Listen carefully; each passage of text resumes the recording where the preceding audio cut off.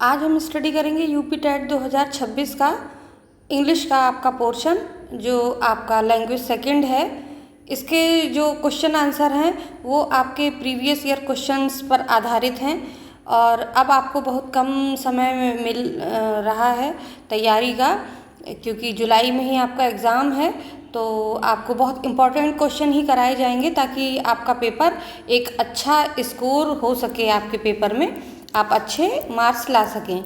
तो चलिए स्टार्ट करते हैं। Which of the following is a correct expression. तो इसमें आपको देखना है करेक्ट एक्सप्रेशन क्या है। As cheerful as a lark, B as busy as a bat, C as cunning as a dog, D as happy as donkey. तो इसमें आपको बताना है कि जो एक्सप्रेशन दिया हुआ है वो कौन से सेंटेंस में सबसे करेक्ट है। तो इसका जो सेंटेंस है करेक्ट वो ये है, ए नंबर आपका, एज चीयरफुल एज लार्क। इसमें पक्षी से इतने ही मतलब खुश जितना कि ये लार्क पक्षी होता है, इससे तुलना की गई है। तो आपका ए नंबर करेक्ट ऑप्शन है। नेक्स्ट देखते हैं। The sentence this is the house in which I was born is. तो इसमें जो हाउस है उसको बहुत ज़्यादा जोर दिया जा रहा। दी हाउस, ये वही घर है जहाँ मेरा जन्म हुआ। तो ये किस तरह का सेंटेंस है? सिंपल सेंटेंस है, कंपाउंड सेंटेंस है, सी कॉम्प्लेक्स सेंटेंस है, डी कंपाउंड कॉम्प्लेक्स सेंटेंस है। तो इसमें जो विच आपका ये कंजक्शन है जिससे जोड़ा गया है और एक क्लाउज है जिसकी वजह से ये सेंटेंस आपका कॉम्प्लेक्स सेंटेंस होगा। सी आपका ये कॉम्प्लेक्स सेंटेंस है और इसका भी ये एडजेक्टिव क्लाउज है, एडजेक्टिव क्लाउज है क्योंकि घर की ये विशेषता बता रहा है। नेक्स्ट है, which of the following words is A preposition. आपको प्रीपोजिशन बताना है कौन सा है। ए बियॉन्ड, बियॉन्ड मीन्स होता है परे, बी एंड और ये कंजक्शन है, यट फिर भी ये भी कंजक्शन है, फिर आपका है नाउ अब। तो आपका राइट आंसर है बियॉन्ड, ये आपका जो है वो प्रीपोजिशन है। नेक्स्ट है, which of the following words is an adverb. आपको बताना है कि एडवर्ब कौन सा है। अपेस, इसके मीन्स होता है गति, यानी तेज गति। गति कैसी? तेज। ये किसकी विशेषता बता रहा है? गति, स्पीड की, वर्ब की विशेषता बता रहा है, इसलिए ये एडवर्ब है। फेस, चेहरा, वो। मीक मीन्स होता है शांत, मीक मीन्स होता है शांत और या विनम्र। और फ्यूरी मीन्स होता है अत्यधिक गुस्सा, अत्यधिक गुस्सा। तो आपका राइट आंसर है तेज गति, अपेस, ये आपका राइट आंसर होगा। नेक्स्ट है, join the following sentence to make a simple sentence. The coffee is not too strong, it would not keep us awake. तो ये आपके दो सेंटेंस हैं, इनको जोड़कर आपको एक सिंपल सेंटेंस बनाना है। तो पहला है आपका, the coffee is not too strong to keep us awake. Next है, the coffee is not too strong and will not keep us awake. इसमें वर्ब चेंज हो गई है, ये विल लग गया है, तो ये आपका गलत है, ये नहीं होगा। The coffee is not too strong so it would not keep us awake. तो इसमें सो आपका कंजक्शन लग गया है, तो ये भी नहीं होगा simple. The coffee is not too strong so as to keep us awake, ये भी कंजक्शन हो गया है, इसलिए आपका ये नहीं होगा। तो आपका राइट आंसर है A number, the coffee is too strong to keep us awake. ये टू और टू का प्रयोग करके सिंपल बनाया गया है।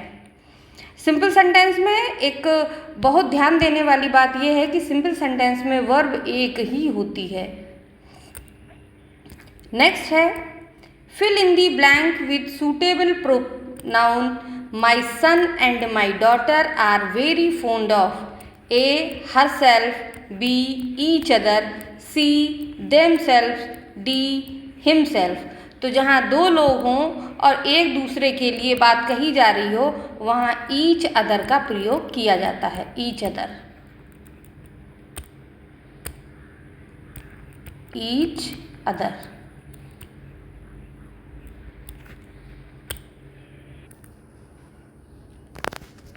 नेक्स्ट है give one word for one who hates mankind. तो इसका आपका होगा ए नेजिस्ट, B fascist, C misanthrope, D sadist. तो आपका इसका राइट आंसर होगा मिसएंथ्रोप। इसके मीन्स होता है कि समस्त जो मानव जाति है उससे घृणा करता हो ऐसे व्यक्ति को जो कहते हैं वो मिस एंथ्रोप कहते हैं, जो मानव जाति से यानी उसके लिए संपूर्ण संसार ही एक परिवार के समान होता है, इस तरह का ये व्यक्ति होता है। नेक्स्ट है transform the following sentence into a simple sentence ending with book, let the book be given. तो आपको एक सिंपल सेंटेंस बनाना है इसका, let the book be given. A give me the book, B give the book, C please transfer the book, D can you give the book. अब ये जो sentence है इसको बनाना है आपको सिंपल सेंटेंस, तो इसका हो जाएगा give the book, B number right answer है। नेक्स्ट है transform the following sentence into a direct sentence. I asked Sheila if I might know her father. तो इसमें आपको जो सेंटेंस है उसको डायरेक्ट में चेंज करना है। तो जो इफ़ है वो कंजक्शन है, इससे जुड़ा हुआ है, तब आपका इनडायरेक्ट बना है। तो पहले आज को आप सेट टू में चेंज करेंगे, सेट टू हो गया शीला। फिर इफ़ को आप हटा देंगे, इफ़ को हटा के इन्वर्टेड कॉमा स्टार्ट कर दिया, may I know your father. तो ये आपका करेक्ट सेंटेंस बना हुआ है, तो ए नंबर आपका करेक्ट है। नेक्स्ट है fill in the blank to complete the following sentence. The ministers are responsible. फिर आपका खाली जगह है the chief minister of their state for their work. तो इसमें जो प्रीपोजिशन है वो करेक्ट भरनी है। तो रेस्पॉन्सिबल ए फॉर के लिए, B to, C of, D towards. तो रेस्पॉन्सिबल के साथ हमेशा फॉर आता है।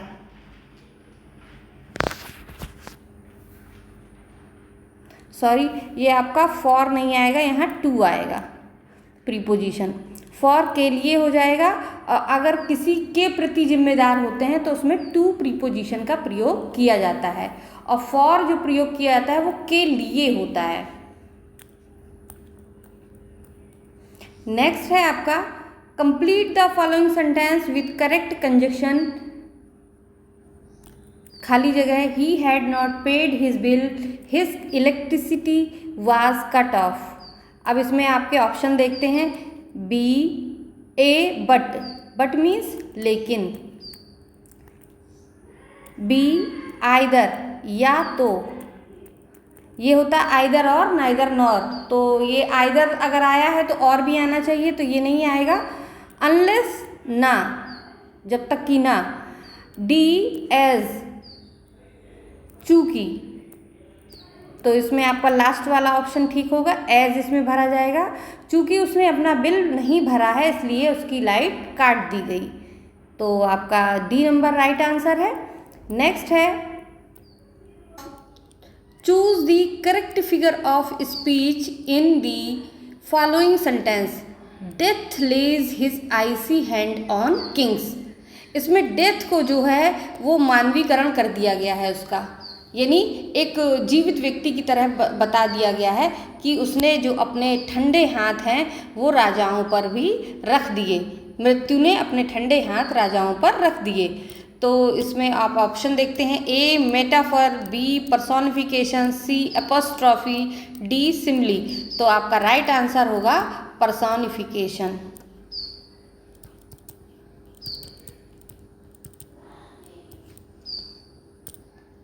नेक्स्ट देखते हैं, the study of population is known as A ecology, B astronomy, C demography, D genealogy. ये आपका वेरी इंपॉर्टेंट है, इस बार आ सकता है ये क्वेश्चन।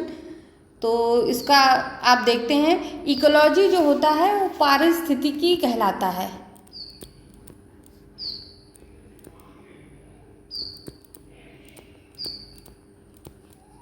ये हो गया आपका।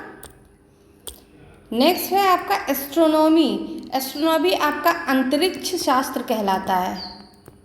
अंतरिक्ष शास्त्र यानी अंतरिक्ष के बारे में अध्ययन करते हैं। नेक्स्ट है आपका डेमोग्राफी। ये आपका डेमोग्राफी जो है वो जनसंख्या के अध्ययन को कहते हैं, जनसंख्या अध्ययन। तो इस समय आपका जनगणना चल रहा है तो इसलिए ये क्वेश्चन इम्पॉर्टेंट है। नेक्स्ट है आपका जीनोलॉजी। किसी परिवार के पूर्वजों का इतिहास ये कहलाता है। जीनोलॉजी पूर्वजों का इतिहास,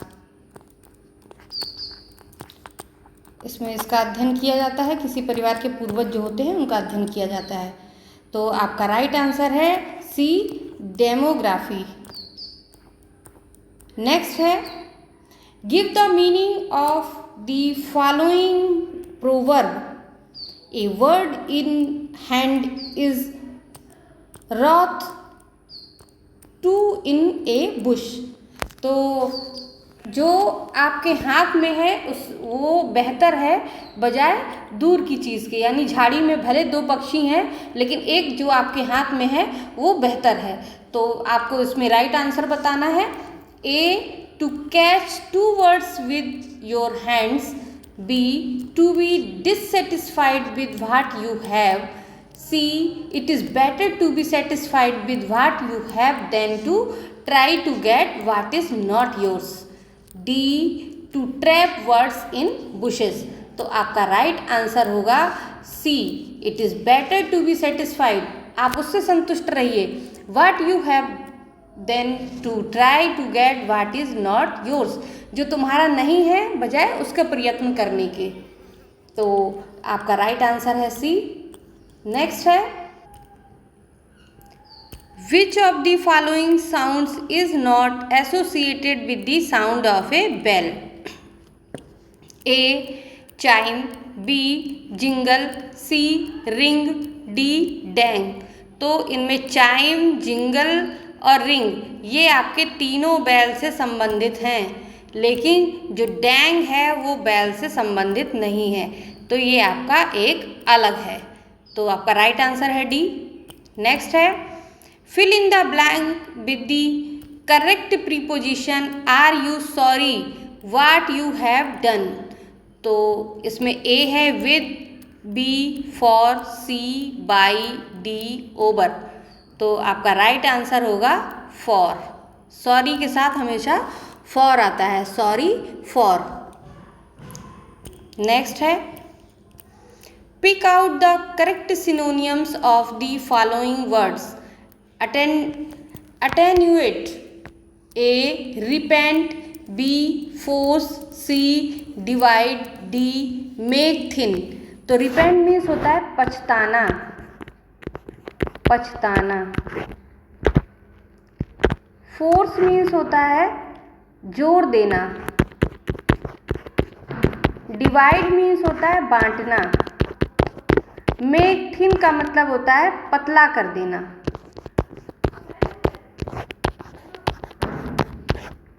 तो आपका राइट आंसर होगा इसमें डी नंबर, मेक थिन, पतला कर देना। नेक्स्ट है, pick out the compound sentence. आपको कंपाउंड सेंटेंस देखना है। A to add to their troubles, the servant ran away. B. Having no money with me, I could not give the beggar anything. C. I loved him because he was my friend. D. The servant ran away and added to their troubles. तो इसका right answer होगा D, क्योंकि इसमें जो आपका conjunction है वो and से जुड़ा हुआ है। दोनों सेंटेंस ये जुड़े हुए हैं, इसके दोनों क्लाउज एंड से, कंजक्शन से, तो डी नंबर आपका राइट आंसर होगा। नेक्स्ट है, select the most appropriate preposition to complete the following sentence. Why are you always so suspicious me. ये ब्लैंक है, यहाँ आपको भरना है। A to B with C of D for, तो इसका राइट आंसर होगा ऑफ। सी नंबर है आपका राइट, आप इसमें ऑफ भरेंगे, सस्पिशियस ऑफ आता है। नेक्स्ट है, which of the following words is regarded as singular. तो इसमें सिंगुलर कौन सा है? A dogs, B mathematics, C cats, D cars. तो आपका मैथमेटिक्स जो है वो सिंगुलर है, मैथमेटिक्स।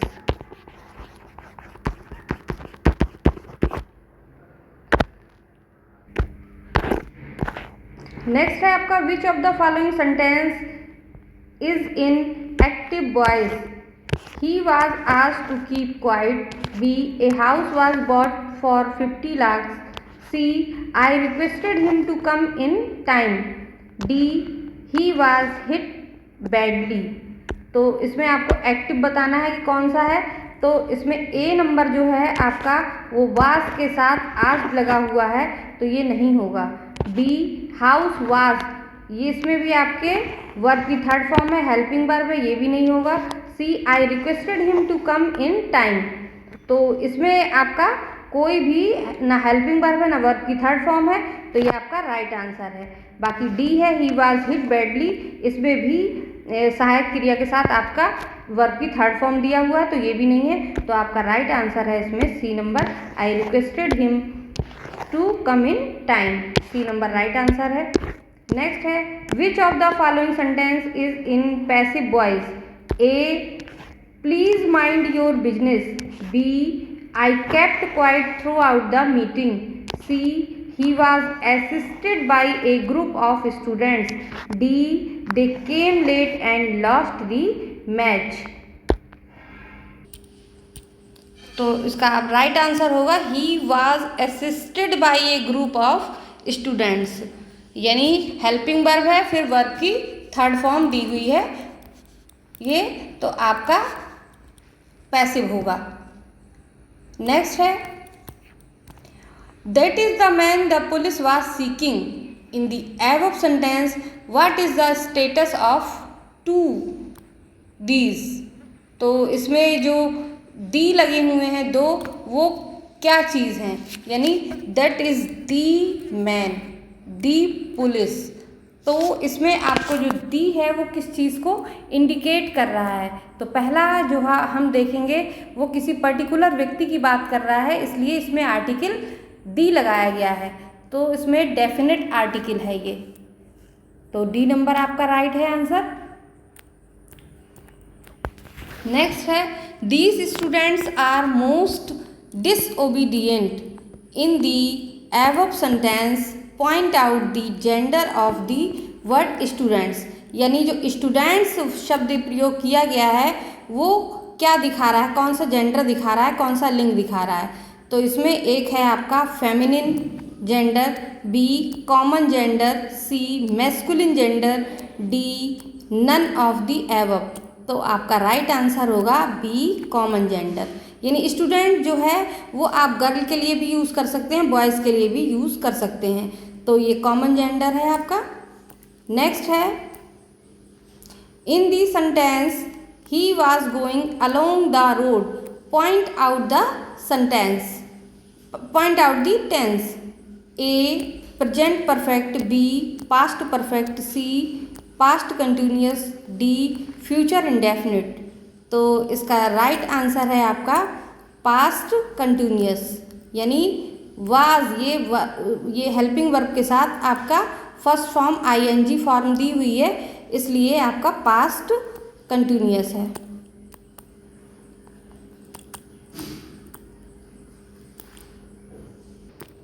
नेक्स्ट है आपका लैंग्वेज लर्निंग स्टार्ट्स फ्रॉम, यानी जो भाषा सीखना है वो शुरू होता है ए राइटिंग लिखने से, बी रीडिंग पढ़ने से, सी लिसनिंग सुनने से, डी स्पीकिंग बोलने से।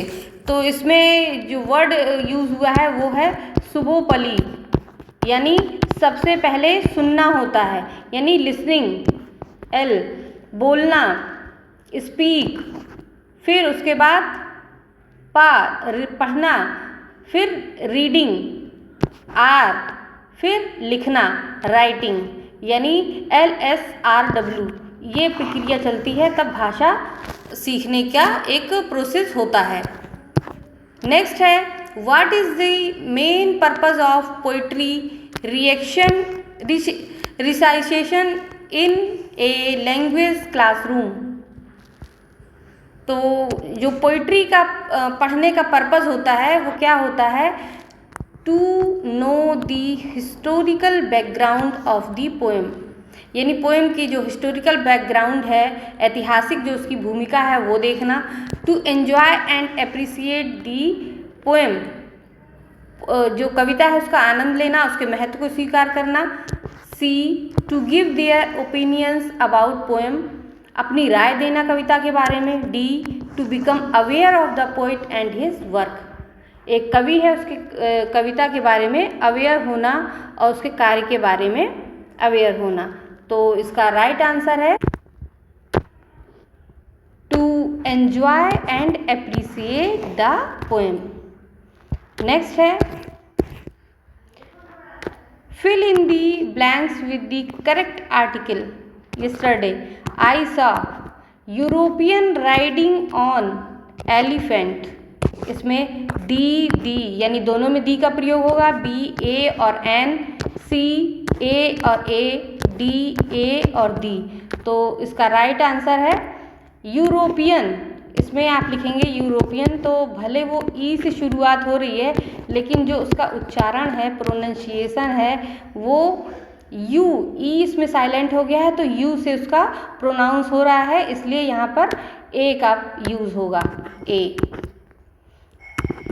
फिर आपका एलिफेंट, ये ई से है और उसका प्रोनाउंस भी ई से ही हो रहा है, तो आप इसमें यूज़ करेंगे एन, तो यहाँ आएगा एन।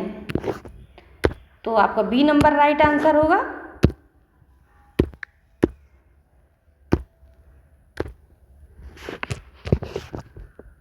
नेक्स्ट है चूज दी करेक्ट सेंटेंस, आपको करेक्ट सेंटेंस बताना है। Please describe about the story, B please describe the story, C please describe the of the story, D please describe to the story.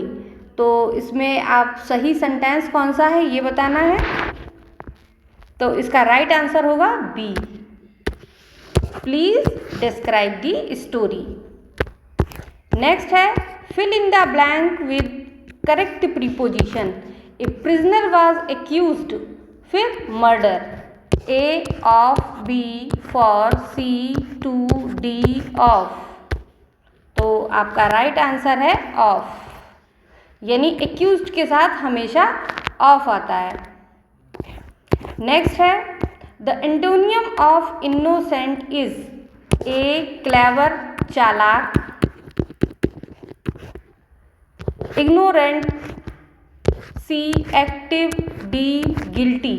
तो आपका right answer है clever, ए number है आपका right answer clever, यानी चतुर। Next है the synonym of significant is, A prominent, B magnificent, C efficient, D important. तो इसमें जो सिग्निफिकेंट है उसके मीन्स, जो सिग्निफिकेंट है उसका मीन्स होता है महत्व, यानी तो इम्पॉर्टेंट हो जाएगा इसका सिग्निफिकेंट महत्व। तो इसका इम्पॉर्टेंट हो जाना चाहिए। और आपका इफ जो प्रोमिनेंट है वो कहलाता है विशिष्ट। प्रोमिनेंट मीन्स होता है विशिष्ट। फिर आपका इफिशिएंट, इफिशिएंट कहलाता है कुशल। और जो आपका मैग्निफिसेंट होता है वो मैग्निफिसेंट होता है भव्य या शानदार।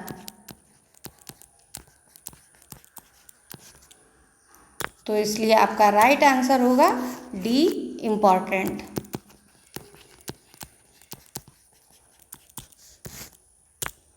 नेक्स्ट है which one of the following words can be made plural by adding a suffix in en।